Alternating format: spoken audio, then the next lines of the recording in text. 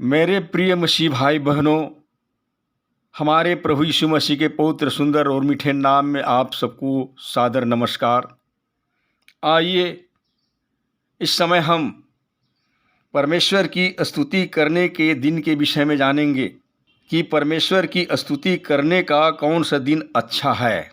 जैसे कि कुछ लोग 7वें दिन को ही, जो विश्राम का दिन है, उसे ही पवित्र समझते हैं, तो कुछ लोग सप्ताह के पहले दिन को पवित्र मानते हैं, क्योंकि कहते हैं कि सप्ताह के पहले दिन यानी कि रविवार को प्रभु यीशु मुर्दा में से जी उठा था। लेकिन हर दिन प्रभु की महिमा करने का दिन है। और जैसे कि राजा दाऊद अपने भजन में लिखता है कि आज वह दिन है जो यहोवा ने बनाया है, हम इसमें मगन और आनंदित हों। भजन संहिता 118 अध्याय वचन 24। लेकिन हर दिन प्रभु की महिमा करने का दिन है। दाऊद राजा कहता है, आज का दिन यहोवा ने बनाया है, मतलब कि सारे दिन को परमेश्वर ने ही बनाया है।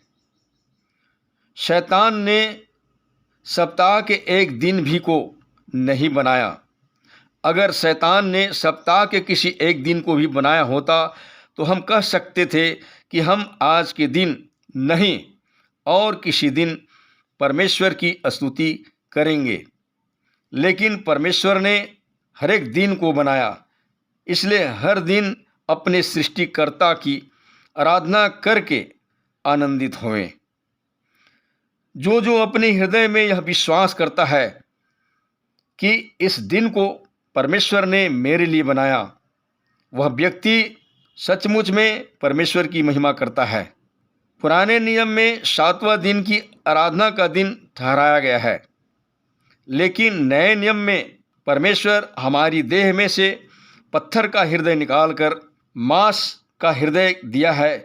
इसलिए हम हमेशा सारी बातों के लिए परमेश्वर का धन्यवाद करते रहें। और हम देखते हैं पवित्र बाइबल के नए नियम में मसीहों के लिए कोई सबसे महत्वपूर्ण दिन है, तो वो है सप्ताह का पहला दिन यानी कि रविवार, जिसमें हम सब उस दिन आराधना करते हैं। हमारा एक दिन स्तुति रूपी आनंद का दिन हो। हम स्तुति करने के लिए ही जन्मे हैं, स्तुति करने के लिए ही बुलाए गए हैं। इस संसार में और आने वाले संसार में उसकी स्तुति करते रहें। इसलिए स्तुति करने का कोई भी दिन सीमित नहीं है, परंतु हम हर एक दिन परमेश्वर की स्तुति कर सकते हैं और उसमें हम मगन और आनंदित हो सकते हैं। स्तुति करने का एक रहस्य है। वह रहस्य है कि हर एक दिन परमेश्वर हमारे साथ है। हर दिन वो हमारा हाथ पकड़कर चलाता है। जी हाँ मेरे प्रिय भाई बहनों, संसार के अंत तक हर दिन वह हमारे साथ रहता है। और जैसे प्रभु यीशु ने कहा था कि देखो सदैव मैं तुम्हारे संग हूँ, और यही वह रहस्य है। और इतना ही नहीं, हमारे जीवन में कुछ घटता है, वह सारी बातें हमारे लिए भलाई ही को उत्पन्न करती है। और जैसे कि पवित्र बाइबल हमें बताती है कि हम जानते हैं कि जो लोग परमेश्वर से प्रेम रखते हैं उनके लिए सब बातें मिलकर भलाई ही को उत्पन्न करता है, अर्थात उन्हीं के लिए जो उसकी इच्छा के अनुसार बुलाए हुए हैं। पवित्र बाइबल में कई ऐसे उदाहरण मिलते हैं, जैसे कि यूसुफ की तरह बंधुआई में कष्ट उठाने पर भी वहाँ पर एक भलाई हमारे लिए छिपी हुई होगी। एक दिन हम बड़े अधिकारी बनकर ऊंचे किए जा सकते हैं। और जैसे सिंहों के माद में डाले जाने से भी जिस तरह से दानियल के लिए भलाई उत्पन्न हुआ, सिंहों का मुंह बंद किया गया, उसी तरह से हमारे लिए भी सिंहों का मुंह बंद किया जाएगा। और आग की ज्वाला में डाले जाने पर भी शद्रक मेशक अबदनीगो पर भलाई किया गया, वैसे ही मसीह हमारे साथ उतर कर टहलेगा और धधकती हुई आगों से बचा लेगा। और चाहे अंजीर के वृक्षों में फूल न लगे और न थानों में गाय बैल हो, तो भी हम अपने परमेश्वर में हर दिन आनंदित और मगन होकर उसकी स्तुति प्रशंसा करते रहेंगे। वही हमारे प्रेम का सोता है।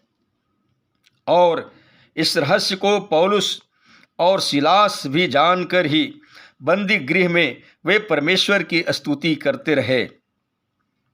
कितनी आश्चर्य की बात है कि वहाँ भी एक बड़ा भूकंप आया और जेल बंदी गृह की नींव हिल गई और दरोगा और उसके पूरे परिवार ने उस दिन उद्धारकर्ता प्रभु यीशु का अंगीकार किया। हर चीज़ों के लिए ही नहीं, हर भलाई के लिए ही नहीं, लेकिन हर मनुष्य के लिए हमें परमेश्वर को धन्यवाद देना चाहिए। यह सबसे पहला हमारा कर्म कर्तव्य है, क्योंकि किसी भी मनुष्य को प्रकाशमान हमारा परमेश्वर ही करता है। और जैसे कि प्रभु यीशु ने कहा था, जो कोई मेरे पास आएगा उसे मैं कभी न निकालूंगा।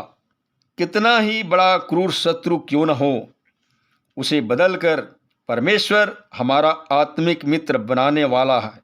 सामर्थी परमेश्वर यही है।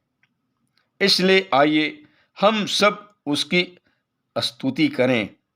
हे परमेश्वर के लोगों, परमेश्वर ने जो इस दिन को बनाया, परमेश्वर को पूरे हृदय से धन्यवाद करें।